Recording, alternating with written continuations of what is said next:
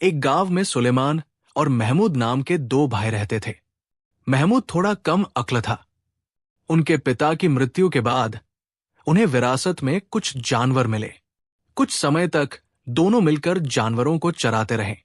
एक दिन महमूद ने सोचा कि क्यों न वे जानवरों को आपस में बांट लें। उनके पिता की जमीन पर जानवरों के दो बाड़े थे।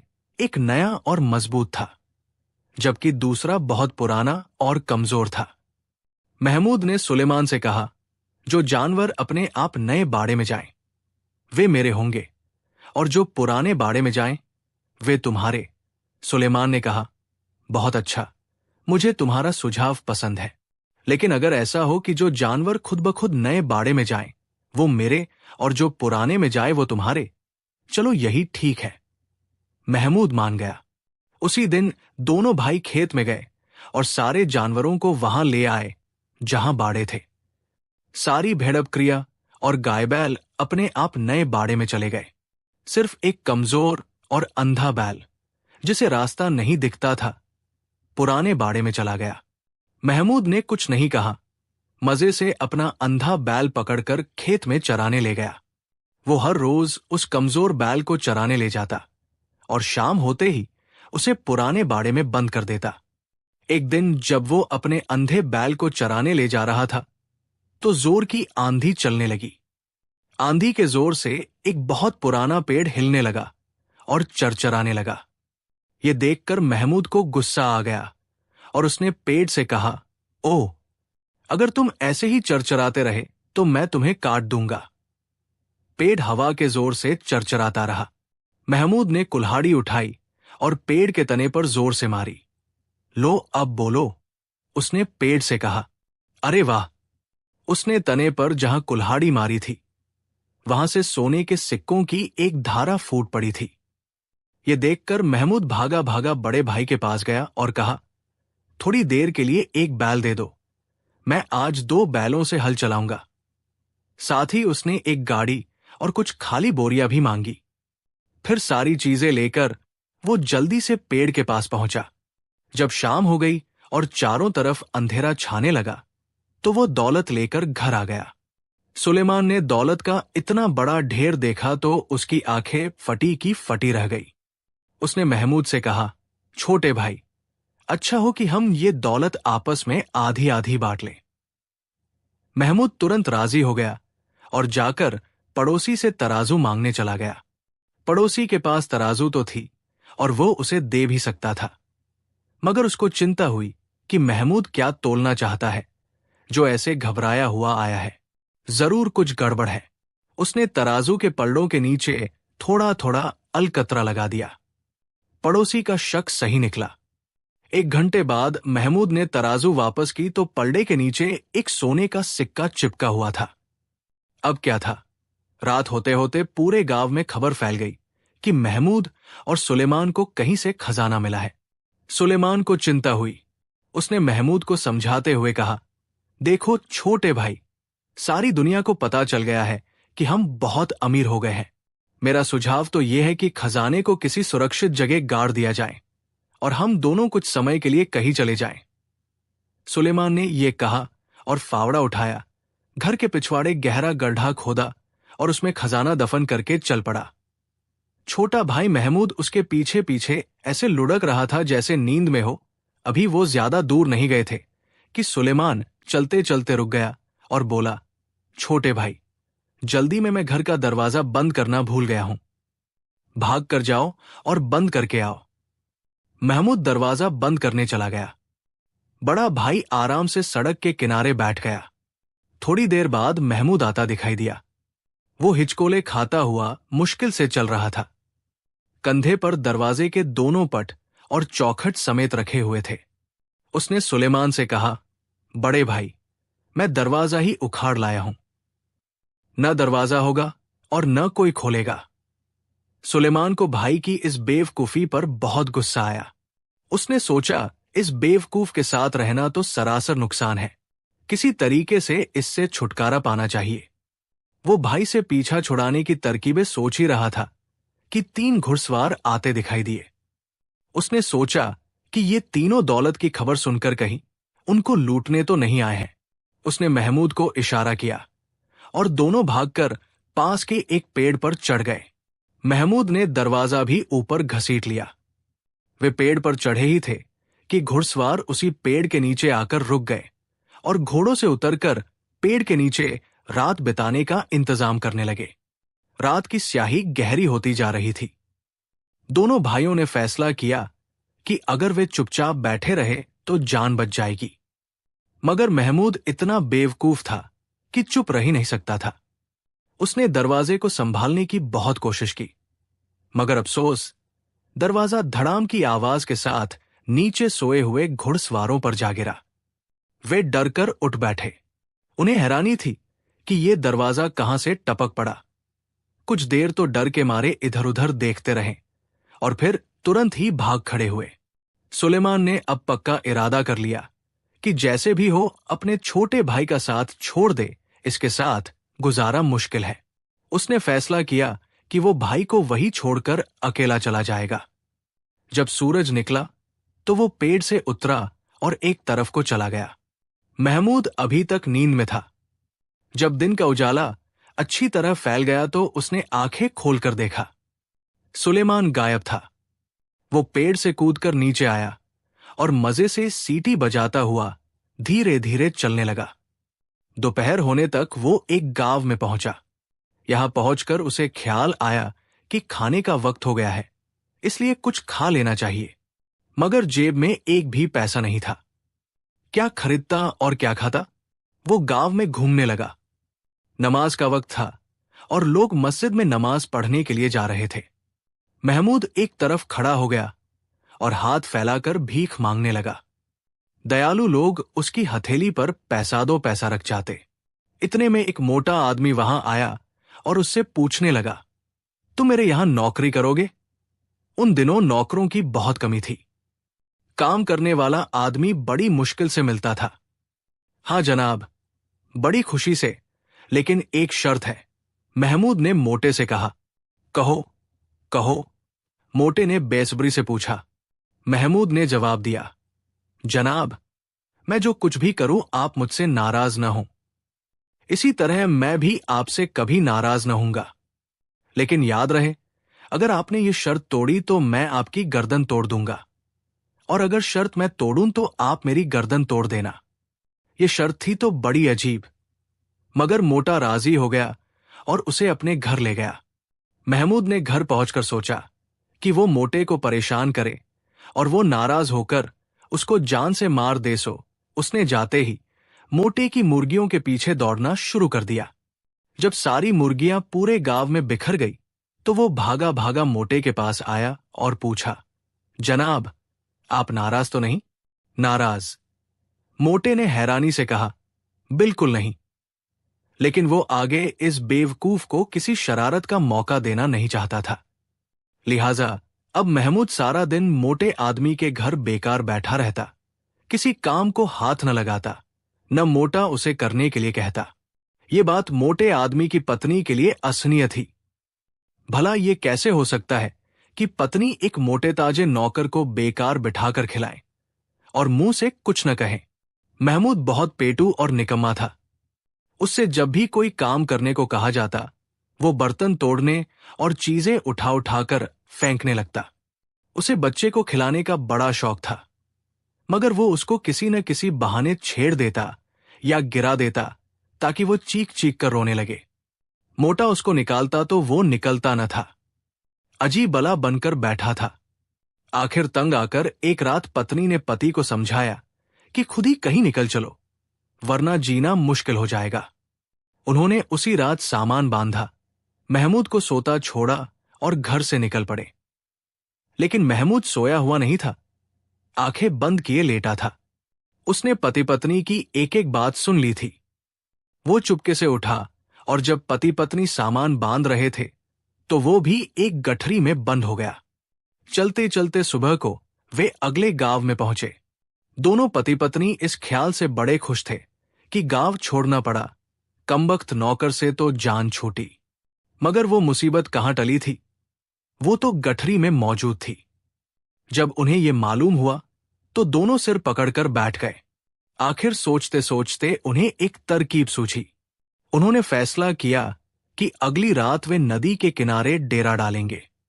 उन्होंने नदी पर पहुंचकर महमूद का बिस्तर ऐसी जगह बिछाया कि सोते में वो एक ही करवट ले तो धड़ाम से नदी में जा गिरे। मगर महमूद ने कहा कि वो पानी के करीब नहीं सोएगा। अब आपस में बहस होने लगी। मोटे आदमी की पत्नी महमूद को बिस्तर के पास ले गई और पानी के करीब सोने के फायदे बताने लगी। इस बहस में उसका पांव फिसल गया और वो सिर के बल पानी में जा गिरी। जनाब, आप मुझसे नाराज तो नहीं? महमूद ने मोटे से पूछा। नाराज के बच्चे। मोटा गुस्से से बेकाबू हो रहा था। तुम नाराज होने का पूछते हो? तुम्हारी वजह से मैंने अपना गांव छोड़ा, पत्नी मौत के मुंह में चली गई, और पूछते हो नाराज तो नहीं हूं? मैं पूछता हूं, तुम जैसे बेवकूफ पर किसे गुस्सा नहीं आएगा? अपना वादा याद कीजिए जनाब।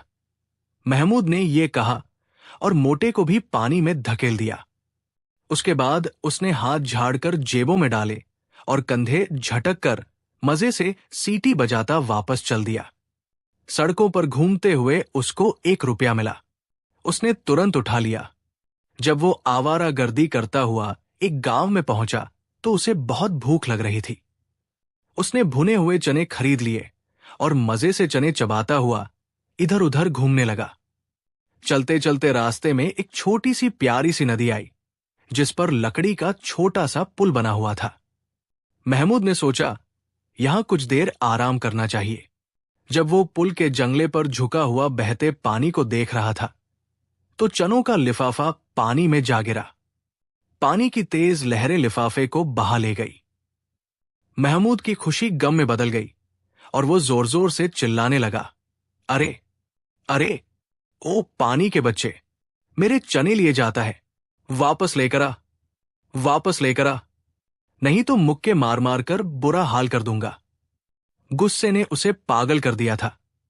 वो काफी देर वही खड़ा पानी को गालियां देता और मुक्के दिखाता रहा। अचानक नदी में से एक राक्षस का सिर उभरा और उसने गुस्से से गरज कर कहा, ये नदी मेरी है, तुम मुझे क्यों परेशान कर रहे हो? तुम्हें क्या चाहिए? मुझे मेरे चने दे दो। महमूद ने कहा, तुम्हारी नदी मेरे चने ले गई है, अब मैं क्या खाऊंगा? राक्षस ने कहा, मैं तुम्हें चनों से कहीं अच्छी चीज देने को तैयार हूं, मगर भगवान के लिए शोर मत मचाओ। उसने ये कहा और पानी में डुबकी लगाई। कुछ ही सेकंड बीते थे कि राक्षस एक छोटी सी मेज उठाए पानी की सतह पर उभरा और महमूद से बोला, देखो मियां महमूद। देखने के लिए आगे झुका तो राक्षस ने बताया, ये छोटी सी मेज है, तुम्हें जब भूख लगे तो इसको सामने रखकर कहना, मेज साहिबा, मुझे भूख लगी है। उसी वक्त तरह तरह के स्वादिष्ट खाने हाजिर हो जाएंगे। खा चुको तो कहना, मेज साहिबा, मेरा पेट भर गया है, धन्यवाद। राक्षस ने मेज महमूद के हवाले की और खुद पानी में डुबकी लगाकर गायब हो गया। महमूद ने सोचा, क्यों ना खाना खाया जाए। तुरंत मेज सामने रखी और कहने लगा, मेज साहिबा, मुझे भूख लगी है। पलक झपकते में उसके सामने तरह तरह के स्वादिष्ट खाने आ गए। अब उसकी समझ में नहीं आ रहा था कि किस खाने को पहले खाए और किसको बाद में। बस उसने खूब खाया, खूब खाया। जब पेट का कोई कोना खाली न रहा तो कहा, मेज साहिबा, मेरा पेट भर गया है, धन्यवाद। अभी उसका वाक्य खत्म भी न हुआ था कि मेज साफ हो गई। उसने मेज उठाकर कंधे पर रखी और आगे को चल पड़ा। वो मजेमजे से सीटी बजाता अगले गांव में पहुंचा तो सोचा, क्यों न गांव वालों की शानदार दावत की जाए।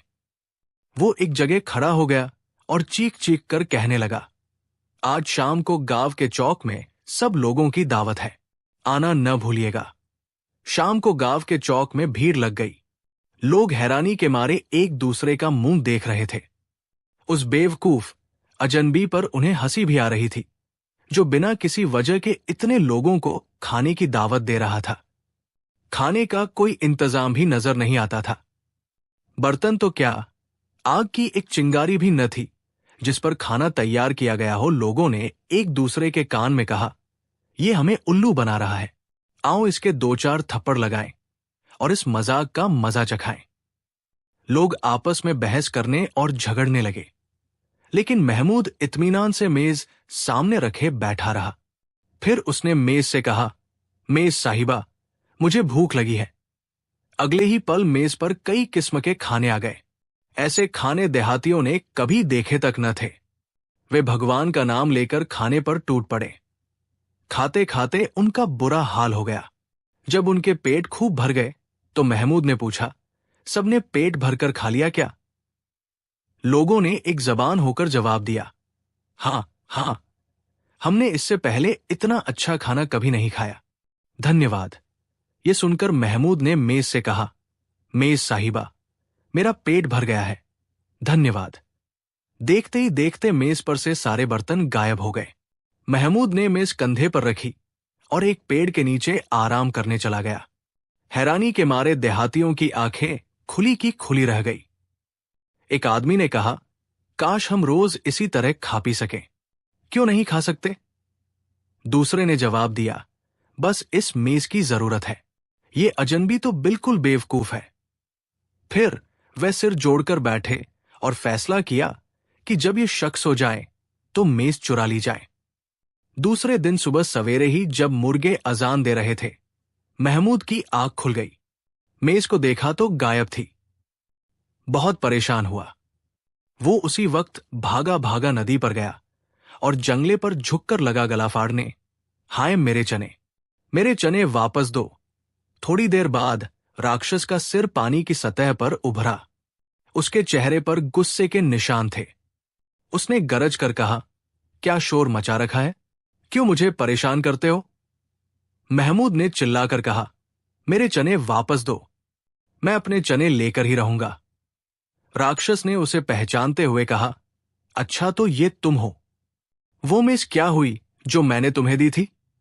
वो तो किसी ने चुरा ली। महमूद ने रोनी सूरत बनाकर कहा, मुझे मेरे चने वापस दो।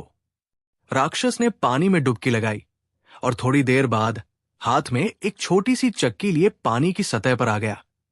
लो ये लो, इसके बाद तुम्हें किसी चीज की जरूरत न रहेगी। अगर तुम इसको सीधे हाथ घुमाओगे तो सोना निकलेगा, उल्टे हाथ घुमाओगे तो चांदी। अब जाओ अपनी राह लो और मुझे आराम करने दो। महमूद दोबारा उसी गांव में गया और एक जगह बैठकर चक्की पीसने लगा। जब उसने चक्की को सीधी तरफ घुमाया तो आटे की जगह सोना निकला और उल्टा घुमाया तो चांदी। ये सोना चांदी उसकी जरूरत के लिए काफी था। उसको बेचकर उसने अच्छे अच्छे कपड़े खरीदे और एक शानदार बंगला भी बनवाया। अब वो बड़ी शान से गांव में रहने लगा। देहातियों को मालूम हो गया कि बेवकूफ अजनबी वापस आ गया है और उसके पास बेशुमार दौलत है। वे चोरी चोरी उस पर नजर रखने लगे, ये मालूम करने के लिए कि उसकी अमीरी का राज क्या है। जल्द ही जादुई चक्की का पता चल गया और यह भी मालूम हो गया कि चक्की को सीधा चलाओ तो वो सोना उगलती है और उल्टा चलाओ तो चांदी। एक रात जादू की चक्की भी चोरी हो गई। महमूद सुबह सोकर उठा तो चक्की गायब थी। वो भागता हुआ सीधा नदी पर पहुंचा और पुल के जंगले पर झुककर चीखा, मेरे चने दे दो, मेरे चने दे दो। वो कुछ देर तक चिल्लाता रहा। आखिर राक्षस का सिर पानी की सतह पर उभरा। अब क्या चाहिए? उसने गरज कर पूछा, तुम मुझे चैन नहीं लेने दोगे, मैं अपने चने लेकर रहूंगा। महमूद ने कहा, उस चक्की का क्या बना जो मैंने तुम्हें दी थी? राक्षस ने पूछा। वो भी चोरी हो गई। महमूद दहाड़े मार मार कर रोने लगा। अच्छा ठहरो, ये कहकर राक्षस ने पानी में डुबकी लगाई और एक पल बाद दोबारा ऊपर आया तो उसके हाथ में 2 छड़ियां थी। ये लो, राक्षस ने छड़ियां देते हुए कहा, और अब जाओ मुझे आराम करने दो। महमूद ने छड़ियां ली, उन्हें घुमा फिराकर देखा और फिर सोचा, भला ये मेरे किस काम आएंगी? इनसे मैं क्या काम ले सकता हूं? उसने एक हाथ में एक और दूसरे हाथ में दूसरी छड़ी पकड़ ली और देखने लगा। हाँ ठीक है, अब समझा। उसने अपने आप से कहा, अब मैं उन बदमाशों के पास जाता हूं जिन्होंने मेरी जादुई मेज उड़ा ली और जादुई चक्की भी चुरा ली। मैं इन छड़ियों से उनको ऐसा सबक सिखाऊंगा कि जिंदगी भर याद रखेंगे। महमूद के आने की खबर गांव में फैली तो सारे लोग उसके इर्द गिर्द जमा हो गए। सबको बेचैनी थी कि देखें अब ये बेवकूफ क्या जादूगरी दिखाता है। अब की बार उन्होंने ऐसा जादू देखा कि सारी उम्र याद करते रहे। महमूद छड़ियां हवा में लहराकर चीखा, ऐ मेरी प्यारी छड़ियों, इनको पीटो। उसका यह कहना था कि छड़ियां उसके हाथ से निकलकर धड़ाधड़ लोगों के सिरों पर पड़ने लगी। लोग चीख रहे थे, दया दया। छड़ियों को बस बरसने से काम था। किसी की नाक पर पड़ी तो वो चिल्लाया, हाय मरा। किसी के सिर पर पड़ी तो वो चीखा, हाय मेरे भगवान। महमूद उन्हें रोता देखकर हंस रहा था। नदी वाले राक्षस ने अब की बार क्या शानदार तोहफा दिया था। सब अपने आप पिट रहे थे और दया की भीख मांग रहे थे। दया बदमाशों, महमूद ने लोगों को मुंह चढ़ाते हुए कहा, मैं तुम पर दया करूंगा, लेकिन एक शर्त है। मेरी जादुई मेज और चक्की अभी इसी जगह हाजिर करो, वरना पिटते रहो। मार खा खा कर देहातियों का बुरा हाल हो चुका था। उन्होंने हाथ जोड़कर कहा, तुम जो कुछ कहोगे हम करने को तैयार हैं। भगवान के लिए इन छड़ियों को रोक दो। महमूद ने छड़ियों को हुक्म दिया, रुक जाओ। और वो रुक गई। लोग गिरते पड़ते गए और मेज और चक्की लाकर महमूद के हवाले की। राक्षस के तीनों तोहफे लेकर महमूद ने सोचा कि अब चोरों की इस बस्ती में नहीं रहना चाहिए, अपने घर चलना चाहिए। वो तोहफे लेकर सुलेमान के पास चला गया। वो भी घूम घाम कर खाली हाथ घर वापस आ गया था। जादुई मेज, जादुई चक्की और जादुई छड़ियों के होते महमूद को किस चीज की कमी थी। उसने वो सारी दौलत जो उसे पेड़ के तने में से मिली थी, भाई को दे दी। इस तरह दोनों भाई अमीर हो गए। महमूद के पास अभी एक चीज की कमी थी, और वो थी एक अच्छी और समझदार पत्नी जो उसको बेवकूफी के कामों से रोके और सही गलत समझाती रहे। आखिर सुलेमान ने उसके लिए ऐसी एक लड़की तलाश कर ही ली। जब वो महमूद के लिए दुल्हन तलाश कर रहा था तो उसे भी एक अच्छी सी पत्नी मिल गई।